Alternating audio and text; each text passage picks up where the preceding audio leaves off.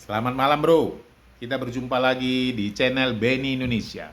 Bro, sis, channel ini hanya berisi tentang peristiwa, kisah, masa lampau yang mengandung kabar baik dan memberikan keuntungan buat kita bro, yaitu Injil bro.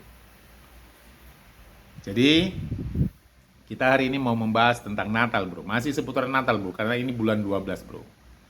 Sis, oke? Kita mulai bro. Siapkan snack Anda, siapkan kopi Anda bro. Dengarkan pelan-pelan bro.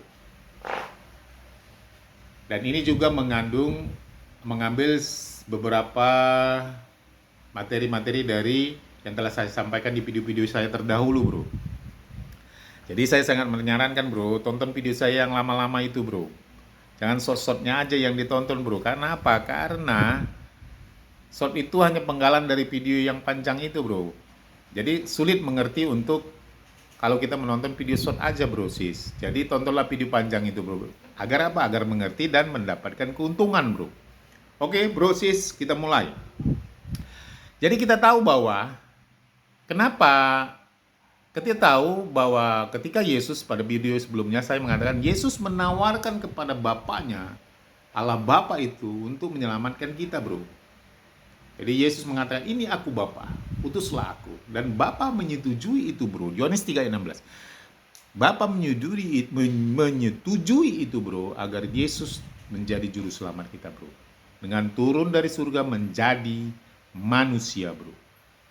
Ya, manusia tulen bro. Kenapa saya bilang manusia tulen? Manusia 100%. Makanya Yesus sering mengatakan anak manusia. Itu menjelaskan tentang dia bahwa dia adalah manusia seutuhnya.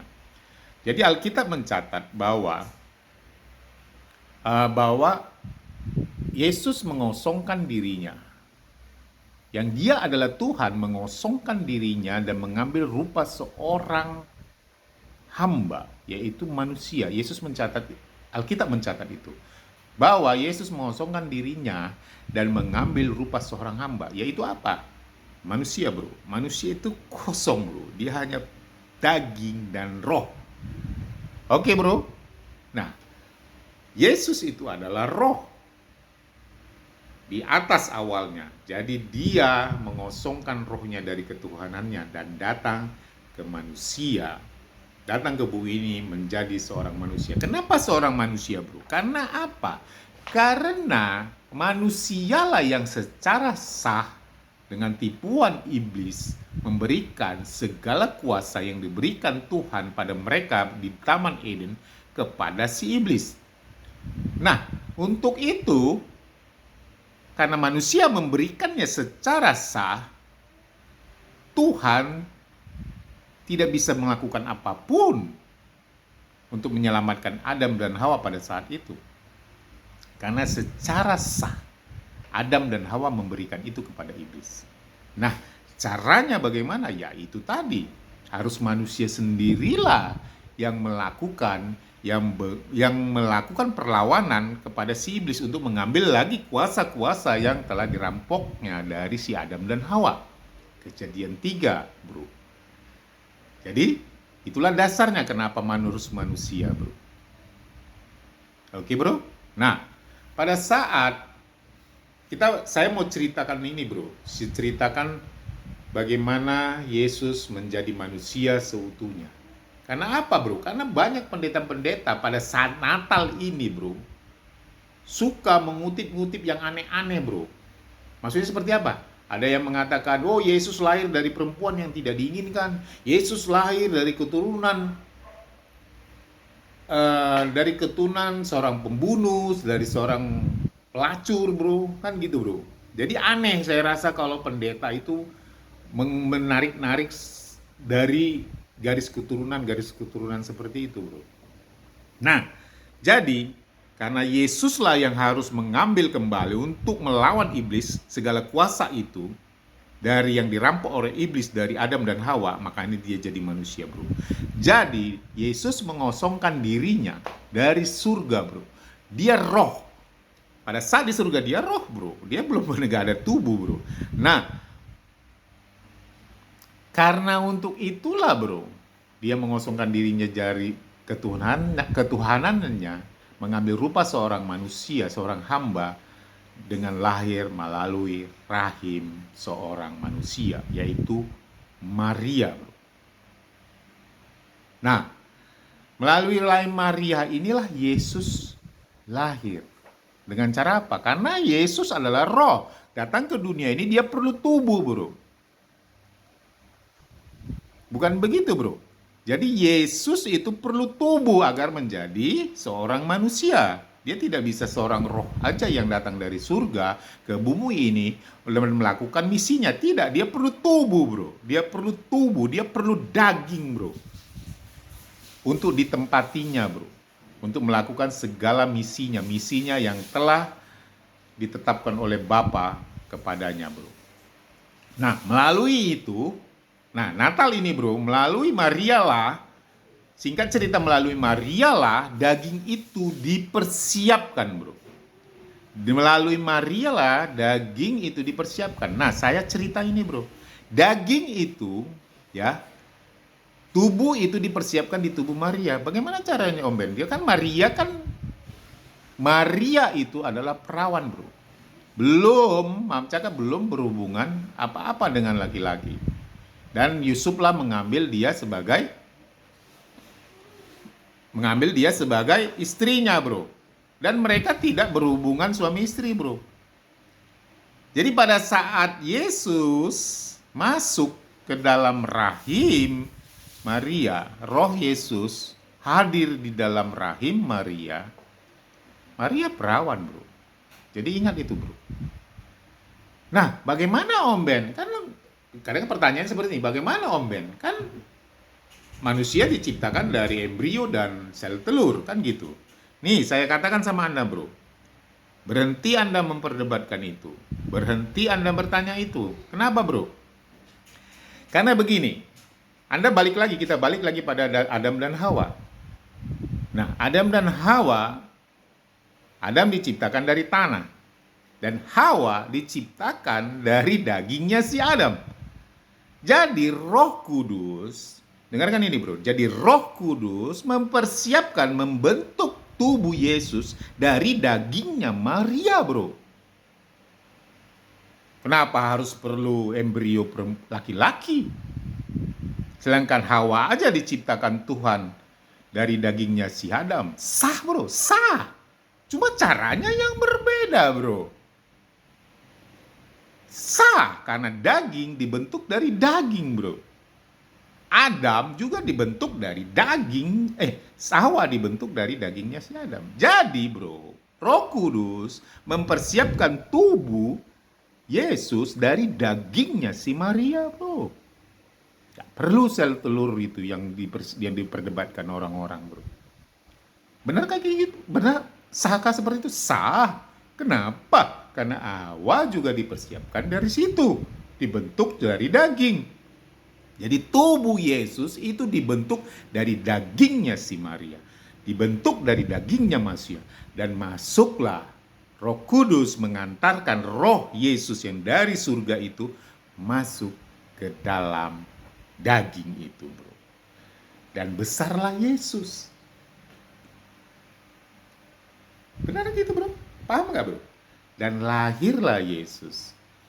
Pada saat roh Yesus masuk ke dalam dagingnya, yang dipersiapkan Roh Kudus di dalam dagingnya si Maria, berdetaklah jantungnya. Ya kan, bro? Kan mulai dari pembuluh darah. Kan gitu. Pada saat roh Yesus masuk ke dalam dagingnya si Maria, berdetaklah pembuluh darahnya. Terbentuklah jantungnya, bro. Duk, duk. Kalau masih seperti itu, kalau Anda USG ke dokter jantungnya cepat tuh, bro. Duk, duk, duk, duk, duk. Dia mulai dari jantungnya berdetak. Disitulah Yesus masuk. Disitulah Roh Kudus masuk ke dalam daging Maria. Dan terbentuklah Yesus, bro. Amin, bro. Nah, itulah kelahiran Yesus, bro. Nah, kenapa kadang-kadang orang mengambil silsilah di Matius 1 dibilang seperti itu. Inilah silsilah Yesus. Bro, itu bukan silsilah Yesus. Itu silsilahnya si Yusuf. Karena kebiasaan dari orang Israel mencatat silsilahnya dari laki-laki. Kan gitu, bro. Jadi Yesus itu tidak punya silsilah, bro. Kenapa? Karena Yesus itu datang dari surga ke bumi ini tidak dari biologisnya si Yusuf. Tapi walaupun begitu, bro, di dalam Matius dicatat silsilah Yesus itu memang harus ada, bro, karena Yesus anak manusia, perlu silsilah, bro. Dan Yusuf mengambil Yesus sebagai anaknya. Sah, bro, sah. Itu biasa di dalam orang Israel pada zaman dahulu. Nah, itulah makanya dibuat seperti itu, bro. Ada silsilah Yesus, Yesus dari ini. Bro, jadi ingat, bro. Saya mau kasih tahu sama Anda, bro. Pendeta-pendeta yang mengutip, oh Yesus kan dari keturunan pembunuh, Yesus kan keturunan dari ini, Yesus kan dari keturunan perempuan yang tidak diharapkan. Bro, saya katakan sama Anda, bro, itu bukan silsilah Yesus. Karena Yesus tidak berasal dari situ. Dia berasal dari dagingnya si Maria. Jadi kalau kau mau mengutip-ngutip silsilah-silsilah itu dengan segala keburukan-keburukan nenek moyang itu, bro, urutlah dari Maria, bro. Ada yang bilang Maria dari suku Yehuda, ada yang bilang seperti itu. Ya urutlah dari situ kalau Anda mau mengutip itu. Tapi apa pentingnya, bro, Anda mengutip itu? Saya mau kasih tahu sama Anda, bro. Daging yang dibentuk Roh Kudus dari daging Maria itu adalah daging sama semua dari daging manusia. Kenapa? Daging yang dikuasai oleh dosa karena dosa, bro. Daging yang sudah berdosa, bro. Jadi Yesus itu masuk ke dalam daging yang berdosa. Jadi buat apa Anda mengutip seakan-akan Yesus itu buruk sekali, bro?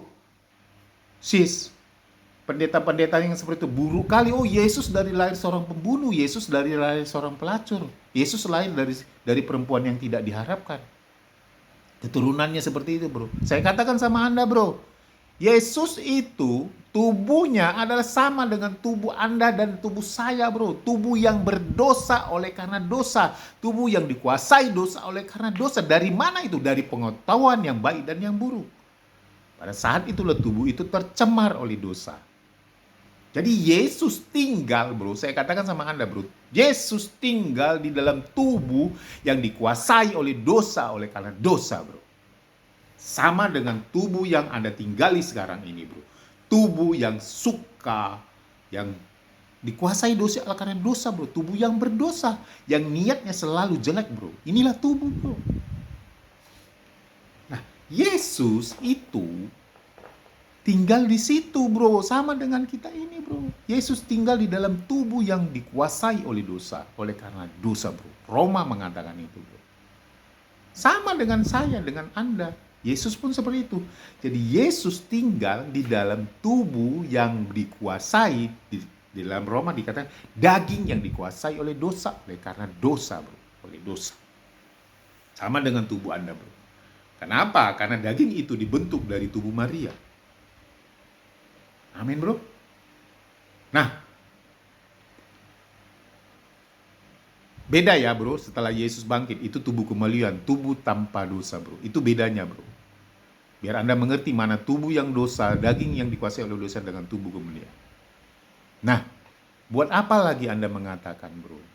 Yesus dari keturunan pelacur, Yesus dari garis keturunan dari seorang pembunuh, Yesus dari keturunan. Buat apa, bro? Coba saya tanya kepada Anda, bro. Buat apa? Karena dagingnya, bro, daging manusia itu adalah tubuh yang dikuasai dosa oleh karena dosa, bro. Tubuh yang buruk, bro. Tubuh yang buruk, bro. Yesus tinggal di dalam itu, bro. Sama dengan Anda, dia tinggal di dalam tubuh yang berdosa ini. Nah, bedanya, bro, kita kalah kita kalah karena tubuh ini. Kita kalah oleh karena dosa ini, bro. Tubuh yang dikuasai dosa oleh dosa ini, bro. Tapi Yesus menang dari tubuh dosa itu. Roma mengatakan itu. Tubuh yang dikuasai oleh hukum, yang dituntut oleh hukum Taurat.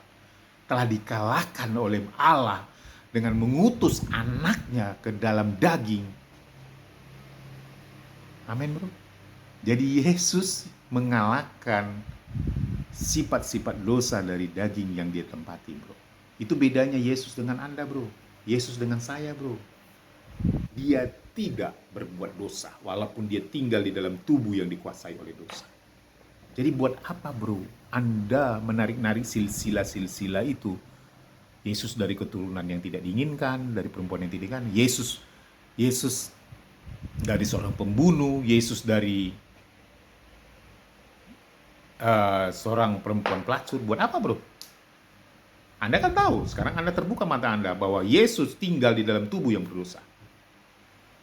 Dari mana itu Om Ben? Tubuh apa itu? Ya tubuh dari karena makan buah pengetahuan yang baik yang buruk. Karena apa? Tubuh yang selalu mengandalkan dirinya sendiri bro. Amin bro. Jadi jangan lagi ungkit-ungkit tuh bro. Oh karena Yesus dari keturunan seperti itu kau diterima. Gak cocok bro. Anda pendeta-pendeta yang mengatakan manusia diterimanya hanya karena garis-garis keturunan seperti itu bro. Bro saya katakan kepada Anda, kita diterima Yesus karena Yesus itu kudus. Kita diselamatkan Yesus dari sakit penyakit karena Yesus itu sehat. Yesus tidak pernah sakit bro. Karena dia tidak pernah melakukan dosa walaupun dia tinggal di dalam tubuh yang dikuasai oleh dosa. Yesus kaya bro. Karena kemiskinan kita lah Yesus menjadi miskin. Tapi dia kaya bro. Kekayaannya diberikan kepada kita untuk mengambil kemiskinan kita bro. Makanya terjadi pertukaran bro. Sis. Dari mana Om Ben tahu Yesus kaya? Ya Yesus kaya. Pernah baca nggak? Di dalam perbendaharaan orang Yesus pada saat sama murid-muridnya dia memiliki 200 dinar. Sedangkan 1 dinar adalah upah 1 hari, 200 dinar. Berarti dia memiliki keuangan yang berlimpah bro. Jadi Yesus kaya bro. Pakainya bagus, cantik bro. Pada saat masa dia di dalam di dalam pelayanannya. Amin bro. Jadi jangan kait-kaitkan silsilah-silsilah yang buruk itu untuk mengatakan Yesus menerima engkau seperti ini.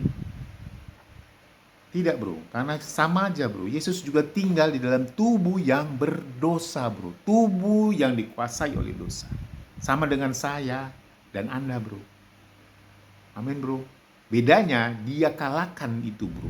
Tubuh yang berdosa itu. Dan dia tidak pernah berbuat dosa bro. Bedanya Anda dengan saya, Anda berbuat dosa dan saya berbuat dosa. Mengerti nggak bro?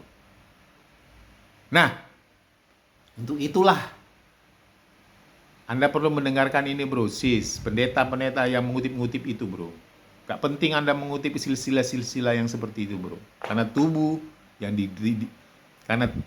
yang ditinggali oleh Yesus adalah tubuh yang dikuasai oleh dosa.